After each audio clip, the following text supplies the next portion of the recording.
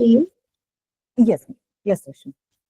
Okay, so I have already logged in. I hope you guys have already registered on this website, Study in Korea, and then logged in. So, what you need to do once you log in, you need to come under this tab, Plan Your Studies. Under this tab, you will have this option of scholarship.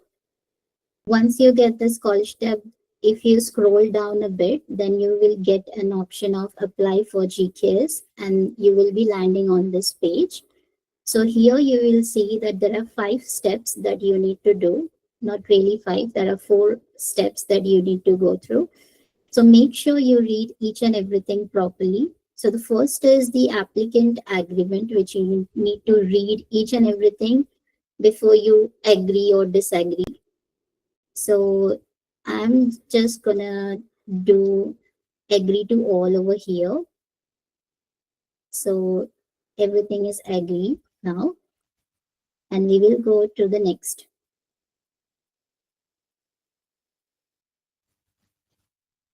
So now this is the application track and information of the applicant. Now this is the beginning of the online application. I have already actually saved all the information beforehand to make it easy and smooth. So the application track which I chose is the embassy track. Is just an example. The people who are going for the university track will be selecting the university. Then again, the embassy, recommended embassy, by default, it will be this. Application program. So there are general, overseas Korean, RGKS. So overseas Korean doesn't apply to us. So you will be going for general or RGKS. I will just keep it as general. Then you are applying for the bachelor's degree. Then this session, like the desired field of study, you can easily find, like with like the department which you are applying for, you can find it in one Excel sheet where it is mentioned that where it is mentioned that the division which you will be applying. So you need to select it properly. Okay. I'm just selecting the engineering thing over here. Next is the information of the applicant. You need to write your name, gender, date of birth, countries of citizenship, your address, phone number, email. Then if you're you're not a Korean citizen, so definitely no. Even the parents know. You need to you need to upload a photo which needs to be like white in background. Your ears should be visible in that. Make sure it is like 3 by 4. The size is right.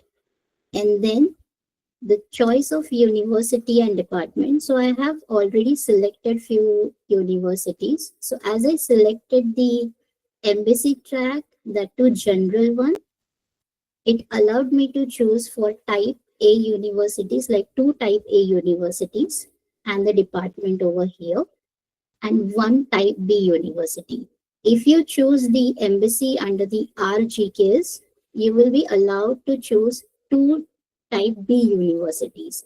And via university track, it's only one university. So that's how it is. So once you select your department, there is something like this comes out. It shows like what is the medium of the instruction, the major which you are applying for. It will be 100% Korean, the required topic level, which you have to get within your 1 year language study, then the duration of that particular major, then when the program is going to start in the March or September, then whether it's a regional university, then yes, UIC program, no, associate degree. So everything related to your department is being provided over here. And make sure when you select, like especially for those who are applying for embassy, make sure that you apply to like a particular, like one major. You're not choosing 3 different majors for 3 different universities. It might harm your application. It shows that you're quite unsure about what you really want to study. So you should get 3 different university with the same major. So I have chosen these 3 universities. So in each of the university, there is this remarks thing which has been popping up. So you need to make sure that what kind of Korean level they really need, and accordingly you will be studying for that level. So once you are done with the whole this thing, then you will be make sure that you save everything and then move to next. Then comes your language abilities. In case if you have taken any topic, if you have a topic scope, you can write your topic scope. If you have taken topic paper-based test, PBT is paper-based test, IBT is the internet-based test. If you have, you need to. Otherwise, you can just go for do not have any topic. If you have a TOEFL or IELTS score, you can also mention it over here. If you don't, it's completely optional. So it's fine. Then the most important thing is the high school program. You need to write your school name, country, period when it got started. If you're not sure, then the first day on which you actually attended the first class, that will be your start date. Then the end date when your high school actually ended, and it is different from the graduation date. So you need to write over here. Then comes the graduation date, which is mentioned over here. It is also mentioned that the date indicated in your graduation certificate, it should match with the date indicated on your graduation certificate. Then if in case if you don't have any graduation certificate yet, you can go for the expected graduation. So over here they have written that date indicated in your certificate of expected graduation. So make sure whatever dates you are inserting over here, everything matches with everything that match with your supportings which you have. Next is the associate degree. In case if you have done anything, then you can insert all those information over here, or else just leave as it is. And this is one of the most important thing, that have you ever earned a bachelor's degree in the past?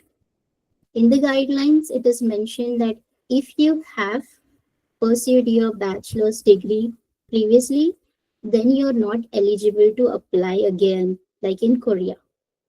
So it's better, even if you have done, just say no. You need to click on no. Next is the academic transcript and grades. So this is the one of the question that was related to the Q&A, the CGPA.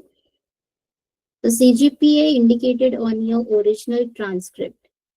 So let's say your original transcript has a CGPA on 10 scale. So you can just write on 10 scale.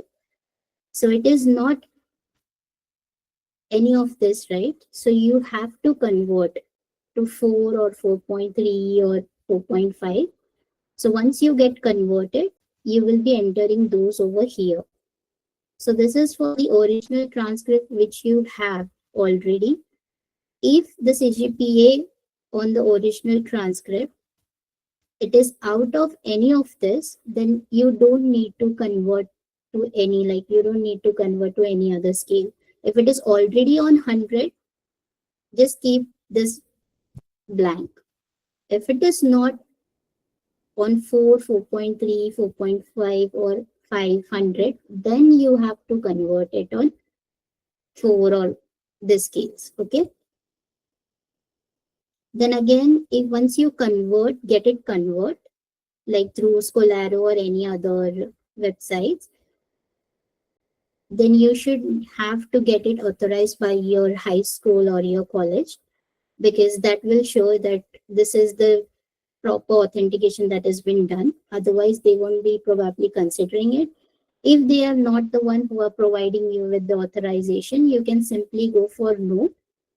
But again, you will be providing your original as well with the documents.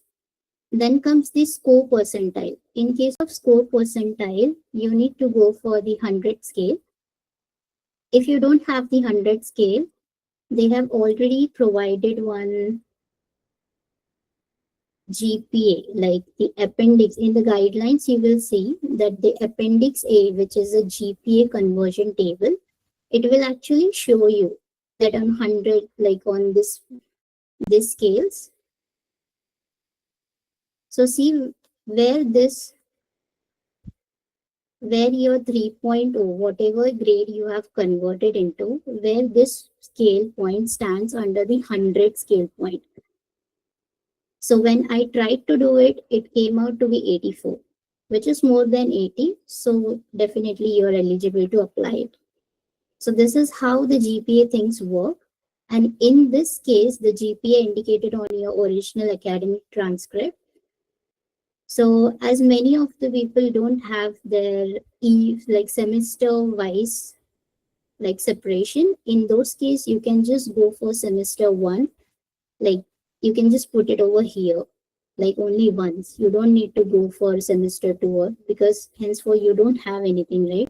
In the second year, again, only one. Third, in case if you have the separations to be done in like semester one, two, then you can go for writing like 8.5 and whatever the original scale is. Okay. So this is how I put it, just for your references. And next is the previously received scholarship from the Korean government. So in case if you have received any, you need to mention the details over here. Then comes the previous visit to Korea or currently residing in Korea. So in case if you have visited previously, so you need to mention all those details on what visa you were here, what was the purpose of your stay earlier. If there are more than one visit, then you can even add over here. Next is the personal statement.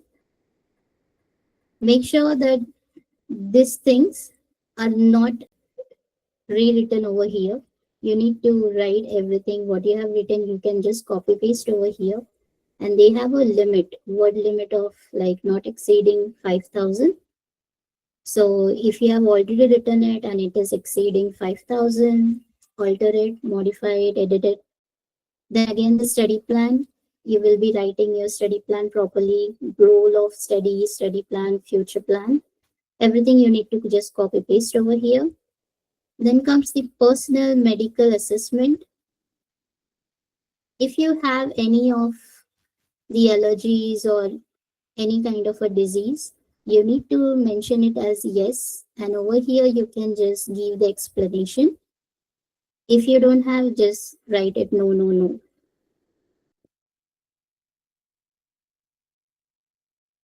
Okay, so when it comes to the recommendation, you can just simply download it from here and you will get one recommendations. Like over there you will be having like your own details to be mentioned. You will be mentioning your own details. Along with that, you will be having the recommended details to be mentioned.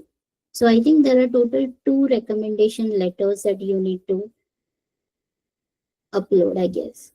So over here you will be uploading the scan copy of those, I think. And then the proof of citizenship, again, there are total 3 documents that you will be uploading. So obviously you will be scanning all those 3 documents, getting it like club into one PDF, and then you will be uploading it over here. High school graduation certificate, again, you can upload an academic transcript, graduation certificate or certificate of expected graduation. Okay, so over here it's the high school graduation certificate, but in this case it's the expected graduation. No, it is related to the associate degree. So in case if you have done associate degree, then you can put the upload the graduation certificate of that associate degree program over here and the transcript of the associate degree program. Then in case of proof of overseas Korean document, you don't have any proof of Korean citizenship, no. So this things doesn't apply to you guys. Yeah, again, the topic, if you have a topic score, go and read, like upload over here. In case of certificates, make sure no matter, there are people who do have a lot of certificates. in this case, I will recommend you guys to, take those 10, or I don't know like how many certificates you can really upload over here, but you need to scan those things, club into one, and upload it. Don't add too many certificates again. Then applicant's passport copy, you need to upload it over here. Again, make sure you save everything before you go to the next tab.